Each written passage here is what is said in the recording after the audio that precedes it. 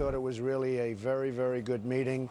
I think Paul felt the same way, and everybody else did also. He's got not an easy job, and I don't mind going through a little bit of a slow process. We're getting there. So, Phil, that's Donald Trump, like I said, sort of declaring victory right there. Yep. Alex suggested Paul Ryan left himself an out. There was a lot of suggested heading into that meeting that Paul Ryan was providing cover who wanted to create distance from Donald Trump. I can look at it the other way and say what Paul Ryan was doing was providing cover for those who want to move to Donald Trump, because we saw a whole lot more of that toward the end of the week. Yeah, no question. Donald Trump declaring victory here, I think to Alex's point, it was a good experience for him. It was a good process for him, the start of the process. I think the end game, and we've actually talked about this a couple times, the end game for Paul Ryan is what is the open question for me right now. Where does he go from here? It looks like he's taking steps towards eventually endorsing the nominee, but we all thought, for providing cover perspective, that he wanted to keep those options open. Yes, he left himself wiggle room here, but how much, I think, is the big question. You talk about the areas where they actually are agreeing on. Okay, so according to officials involved in this meeting, it was on Supreme Court nominees. It was on life or abortion rights. It was on a couple of kind of obvious issues. But on areas where they disagree, the disagreements are so stark, are so extreme compared to if you want to talk tax policy, if you want to talk entitlement reform, if you want to talk all these issues. How does Paul Ryan ever endorse when those issues remain very far apart? And I don't actually know the answer to that, and I think that's kind of my open question as people start to move toward Donald Trump, and it appeared that Paul Ryan is one of those people.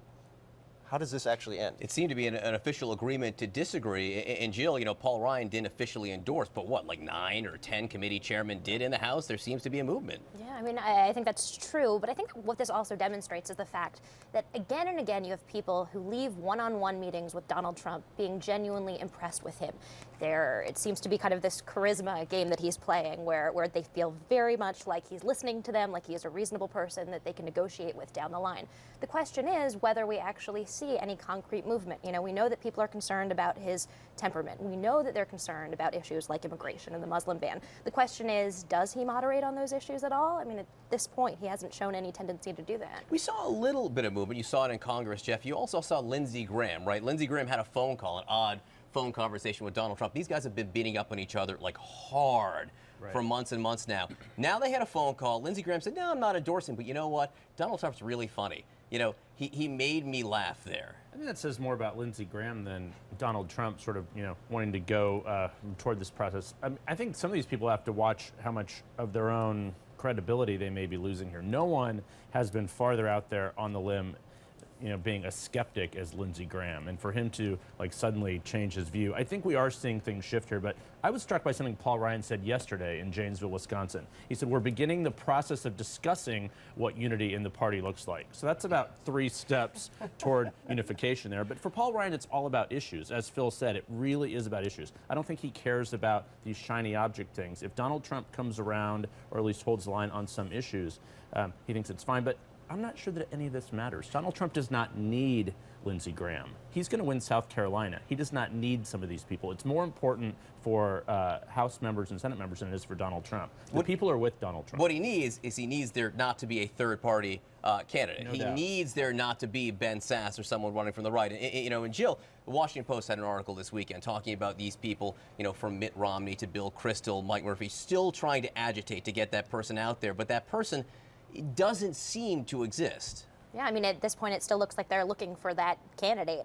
And I think very much to the point that you were talking about. I mean, there's still, you know, keep in mind, like, this is a guy who still has not had the past 2 Republican presidents. You know, Mitt Romney's still not on board. There are key elements of the establishment that are just not ready to go there, and that's significant. Mitt Romney, Jeff Zeleny, Mitt Romney, though, still like going after Trump hard. I mean, how long do you think Romney can keep this up? He can keep it up as long as he wants, but it doesn't matter. I do not think Mitt Romney does not control any votes other than his own and, you know, perhaps his sons and whatnot. I do not think it matters what Mitt Romney is saying here. And Ben Sasse, for all the talk about a third-party candidate, he was sanctioned yesterday by the Nebraska Republican Party. They voted in a meeting yesterday that he should stop talking about not supporting the nominee. So I think this idea of a third-party candidate is just that, Washington talk, and it does not matter. You know, it'd be great to get comment from the Trump team on this, and perhaps a spokesman like, say, John Miller.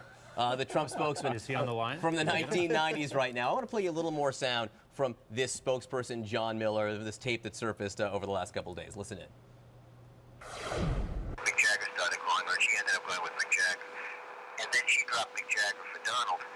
And that's where it is right now. Where did you come from? I basically work for different firms. I work for a couple of different firms. And I'm somebody that knows. And I think somebody that he trusts and likes. So, Trump later on, Alex, denied that this was him. He flat out denied it to the Today Show. There are a lot of people listen to those tapes and say, gosh, it sounds an awful lot like Donald Trump. Is this weird, or is this something that actually damages him? Well, look, I think you have to, when stories like this come out, and there's so many of them with Trump, you have to imagine how would we all be reacting if a story like this had come out about John Kerry immediately after he secured the Democratic nomination in 2004, Bob Dole in 1996. That Bob Dole had seems to have impersonated himself as a spokesman several years ago. This is really outlandish, right? And I think there is a risk for the press, but for everybody, that the bar for Trump has been so progressively lowered over the course of this campaign, and that he has survived so many of these stories, that we end up ruling out the prospect that there really are voters out there who see something like this and think, boy, that's really unusual. I was talking over this last week to a number of Republicans who are, rank and file Republicans, registered voters, not people who are elected officials or professional political consultants, about, how they feel about Trump now that he's the nominee. And the interesting thing was not just the level of discomfort, but that each one of them cited a different reason for why they felt so uncomfortable with him. That each of them recalled a different moment in his primary campaign, whether it was his comments about torture or his comments about prisoners of war, his comments about women, that there are so many different different avenues to choose from in order to describe and rationalize your discomfort with this guy. Phil, about 30 seconds left before we go to break here. In addition to that Washington Post story with the audio tapes, the big New York Times takeout about Trump's complicated relationship with women over the years. Two pieces, sort of investigative, taking on Trump pieces in the last 5 days. Are we going to see more of this? Yes, no question about it. Get ready for it. And this is the type of work that you're going to see come out with regularity from all major publications, because this is the process when you're the nominee that you're going to have to go through. You get vetted by publications. The New York Times story, I think, had been worked on for 6 weeks up to this point.